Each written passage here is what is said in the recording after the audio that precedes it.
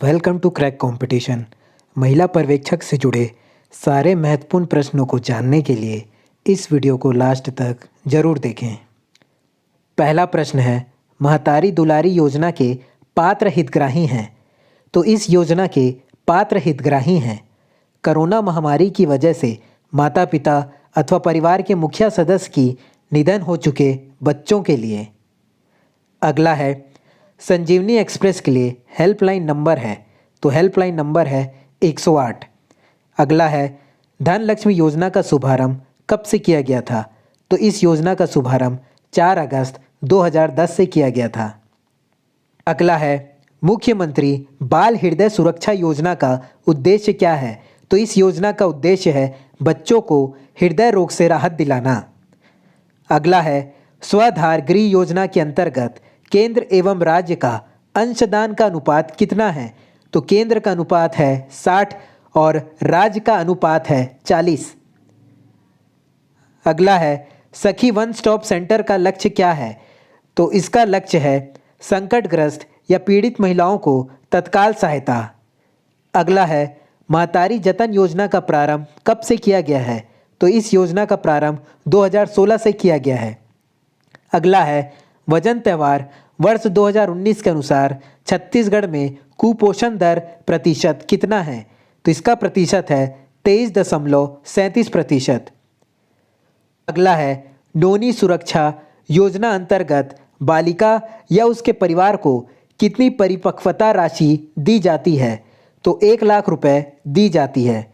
अगला है, छत्तीसगढ़ महिला कोष द्वारा संचालित की जाने वाली योजनाएं हैं।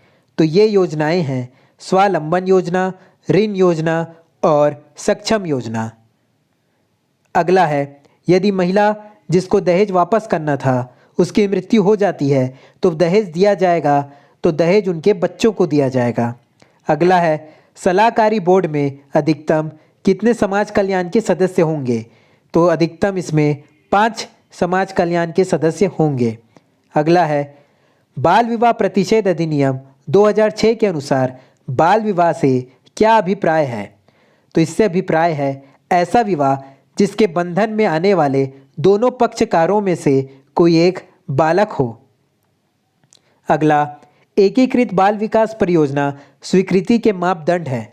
तो इसके स्वीकृति के मापदंड है ग्रामीण परियोजना की स्वीकृति, विकासखंड की जनसंख्या 2 लाख से अधिक होने पर एक से अधिक परियोजना स्वीकृत किया जा सकता है, और शहरी परियोजना की स्वीकृति के लिए 1 लाख की जनसंख्या का होना आवश्यक। अगला, पूरक पोषण आहार के रूप में दिए जाने वाले नाश्ते एवं गर्म भोजन के लिए खाद्य सामग्री किसके द्वारा दिया जाता है? तो ये दिया जाता है महिला स्व सहायता समूह, ग्राम पंचायत और नगरीय निकाय के द्वारा दिया जाता है। अगला, पूरक पोषण आहार वितरण पंजी में कितने खंड होते हैं? तो इसमें 6 खंड होते हैं। अगला, आंगनबाड़ी कार्यकर्ता की नियुक्ति के लिए अधिकतम आयु सीमा कितना होना चाहिए? तो इसके लिए अधिकतम आयु सीमा है 44 वर्ष होना चाहिए। अगला, शिशु मृत्यु का कारण होता है। तो शिशु मृत्यु का कारण होता है जन्म के तुरंत बाद श्वास न लेना, समय से पूर्व जन्म और संक्रमण। अगला, मुख्यमंत्री बाल संदर्भ योजना का शुभारंभ कब हुआ है? तो इसका शुभारंभ 6 जून 2009 से हुआ है। अगला, सखी वन स्टॉप सेंटर में उपलब्ध सुविधाएं हैं। तो इसमें उपलब्ध सुविधाएं हैं आपातकालीन सहायता एवं बचाव, चिकित्सीय सहायता और परामर्श प्रदान करना तथा पुलिस में प्रथम सूचना दर्ज कराना। अगला, एकीकृत बाल संरक्षण योजना का उद्देश्य है। तो इसका उद्देश्य है बच्चों को सुरक्षित वातावरण प्रदान करना।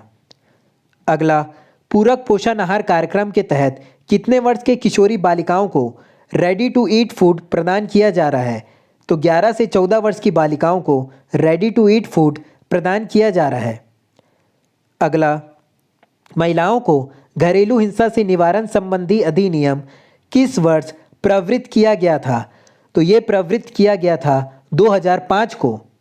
अगला, बालक अधिकार संरक्षण आयोग अधिनियम 2005 कब लागू हुआ था? तो ये लागू हुआ था 15 फरवरी 2007 को।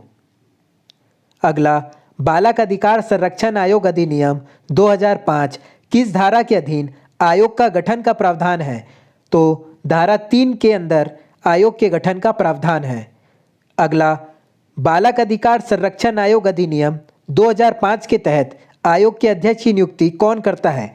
तो इसकी नियुक्ति करता है केंद्र सरकार। अगला, बालक अधिकार संरक्षण आयोग अधिनियम 2005 के तहत आयोग के अध्यक्ष व सदस्यों के कार्यकाल की अवधि कितनी होती है? तो इसकी अवधि होती है 3 वर्ष। अगला, बालक अधिकार संरक्षण आयोग अधिनियम 2005 के अधीन आयोग के कृत्यों का निर्धारण किस धारा में किया गया है? तो इसका निर्धारण धारा 13 में किया गया है। अगला, बालक अधिकार संरक्षण आयोग अधिनियम 2005 राज्य बालक अधिकार संरक्षण आयोग का गठन किस धारा के तहत किया जाता है? तो धारा 17 के तहत किया जाता है। अगला है, बालक अधिकार संरक्षण आयोग अधिनियम 2005 राज्य सरकार किसके परामर्श से बालक न्यायालय का गठन करती है? तो उच्च न्यायालय के मुख्य न्यायमूर्ति के परामर्श से बालक न्यायालय का गठन करती है। अगला, बालक अधिकार संरक्षण आयोग अधिनियम 2005 के अधीन विशिष्ट लोक अभियोजक की नियुक्ति कौन करता है? तो इसकी नियुक्ति करता है राज्य सरकार। अगला, आंगनबाड़ी कार्यकर्ता या सहायिका होते हैं, ये होते हैं उसी ग्राम के। अगला, सबला योजना के अंतर्गत किशोरी बालिकाओं को प्रतिदिन कितने ग्राम रेडी टू ईट फूड प्रदान किया जाता है? तो उन्हें 165 ग्राम रेडी टू ईट फूड प्रदान किया जाता है। अगला, प्रत्येक आंगनबाड़ी केंद्रों को प्रतिवर्ष औषधि किट के लिए कितनी राशि प्रदान की जाती है? तो 1000 रुपये औषधि किट के लिए प्रदान की जाती है। अगला, कैलेस्ट्रॉम क्या है? तो माँ का पीला गाढ़ा दूध जो बच्चे के जन्म के समय है। अगला, चिकित्सीय संबंधी कारणों को छोड़कर अन्य कारण होने पर आंगनबाड़ी कार्यकर्ता को अधिकतम कितने दिनों की छुट्टी लगातार दी जाती है? तो 6 दिनों की छुट्टी लगातार दी जाती है। अगला, वजन त्योहार कब से प्रारंभ हुआ है? तो ये प्रारंभ हुआ है 2012 से। अगला, संस्कार अभियान का संचालन कौन सी विभाग के द्वारा किया जा रहा है? तो ये महिला एवं बाल विकास विभाग के द्वारा किया जा रहा है। अगला, वजन त्योहार में वजन कराते समय पीला रंग का आना किसका सूचक है? तो ये मध्यम कुपोषण का सूचक है। अगला, मुख्यमंत्री कन्यादान योजना कब से प्रारंभ किया गया है? तो ये प्रारंभ किया गया है वित्तीय वर्ष 2005-06 से। तो ऐसे ही और वीडियोस के लिए हमारे चैनल को लाइक और सब्सक्राइब जरूर करें। धन्यवाद।